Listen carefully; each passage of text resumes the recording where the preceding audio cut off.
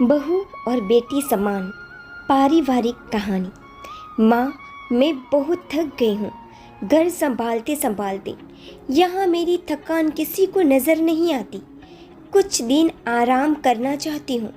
सोच रही हूँ कुछ दिनों के लिए अपने मायके आ जाऊँ। आते हुए अपने बच्चों को भी साथ ले आऊँगी। वे वहीं से स्कूल चले जाएंगे। आखिर एक ही शहर में ससुराल और मायका होने का कुछ तो फ़ायदा मिले।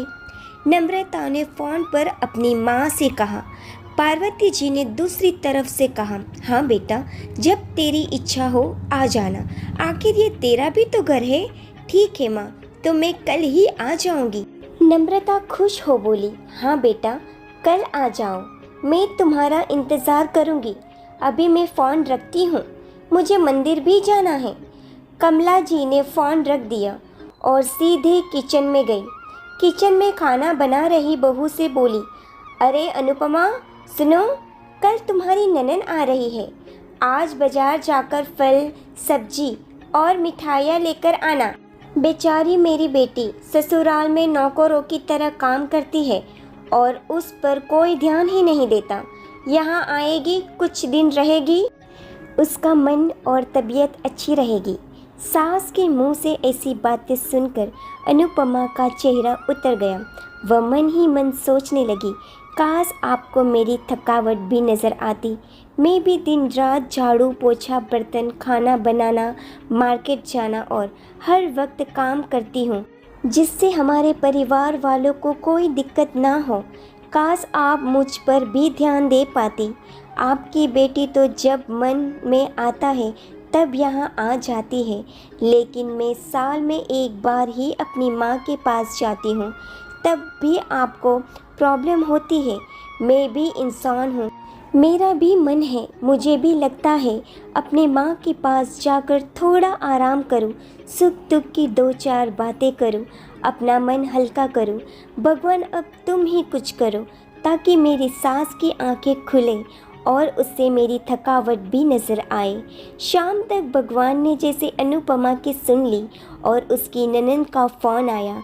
ननद ने अपनी माँ से कहा कि उसकी सास ने उसे मायके आने के लिए मना कर दिया है, इसलिए इस बार वो नहीं आ सकती। पार्वती जी बोली, ऐसे कैसे मना कर दिया? पहले तो कभी वो तुम्हें आने के लिए नहीं रोकती थी, इस बार भला क्या हो गया? लाओ मेरी बात कराओ, उससे मैं समझाती हूँ। नम्रता ने फ़ोन अपनी सास के पास दिया। पार्वती जी ने कहा, नमस्कार समधन जी, आपसे कुछ कहना था। समधन जी ने कहा, कहिए। दरअसल नम्रता कल त्योहार है, इसीलिए अपने मायके आना चाहती है। अगर आप उसे भेज दें तो अच्छा रहेगा। नम्रता की सास ने कहा, देखिए समधन जी, आपकी बेटी मायके जा कर रहे, इस बात के लिए हमने उसे कभी नहीं रोका और इस बात से हमें कोई प्रॉब्लम है भी नहीं। कुछ दिनों पहले मैं अपने रिश्तेदार की शादी में गई थी। वहाँ आपकी बहू अनुपमा की माताजी से मिलने का मौका मिला। उससे गपशप करने के दौरान उसकी बातों से पता चला कि अनुपमा को साल में एक ही बार अपने मायके जाने को मिलता है और वह भी बहुत कम समय के लिए। मुझे लगता है आपको पहले अनुपमा को उसके मायके भेज देना चाहिए और वह जब मायके होकर आ जाएगी तो मैं नम्रता को आपके पास भेज दूंगी। एक बहुत ज़रूरी बात जो मुझे लगता है आपको समझ लेनी चाहिए कि आपकी अपनी बहू को भी बेटी की तरह या बेटी से भी ज़्यादा प्यार देना चाहिए। उससे भी मायके जाने की इच्छा होती होगी।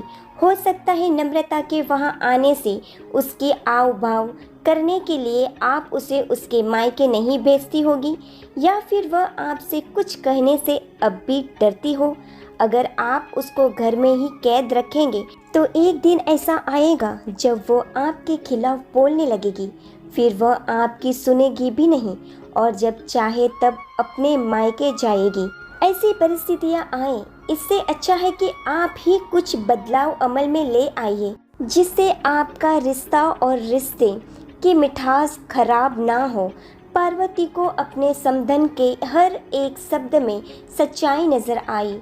उन्हें महसूस हुआ कि उन्होंने अपनी बेटी के प्यार में अंधे होकर कभी भी अपनी बहू के मन का विचार नहीं किया। उन्होंने हमेशा ही अपनी बेटी को अपने बहू से ऊपर रखा। दूसरी तरफ नम्रता भी अपनी भाभी के बारे में हो रहे इस बातचीत को सुन रही थी। उसने भी रियलाइज़ किया कि वह कभी भी अपनी भाभी के साथ ठीक से बात नहीं करती और जब जब वह अपने मायके जाती है तो भाभी थोड़ी उदास रहती है। पार्वती जी ने अपनी बहू को बुलाया और उससे कहा कि अनुपमा, कुछ दिनों के लिए नम्रता नहीं आने वाली है, इसलिए पहले तुम अपने मायके होकर आओ।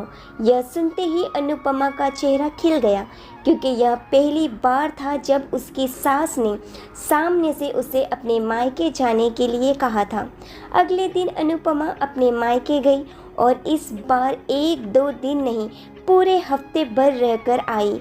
अपने माँ बाप से, अपने रिश्तेदारों से मिलकर आई और जब वह लौट कर आई तो उसका चेहरा खिला हुआ था, उसकी आंखें चमक रही थी।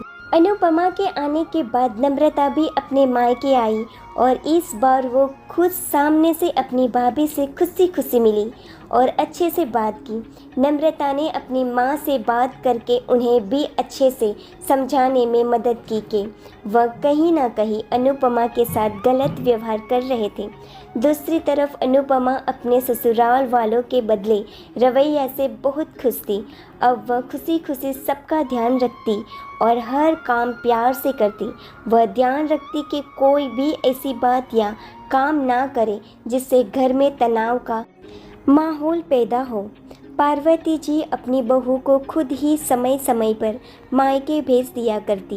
एक छोटे से बदलाव ने सास बहू और भाभी ननन के बीच की कड़वाहट को दूर कर दिया और रिश्तों को और भी ज़्यादा मीठा और मजबूत कर दिया। आशा करती हूँ मेरे प्यारे दोस्तों कि आपको ये कहानी अच्छी लगी होगी। अच्छी लगी हो तो इसे लाइक और शेयर ज़रूर कीजिएगा। इस कहानी को लेकर आपकी क्या राय है हमें कमेंट बॉक्स में ज़रूर बताइएगा। अगर आप लोग हमारे चैनल पर नए हो तो हमारे चैनल को सब्सक्राइब ज़रूर कीजिएगा। कहानी के अंत तक बने रहने के लिए आप सभी का दिल से बहुत बहुत धन्यवाद। जय श्री कृष्ण।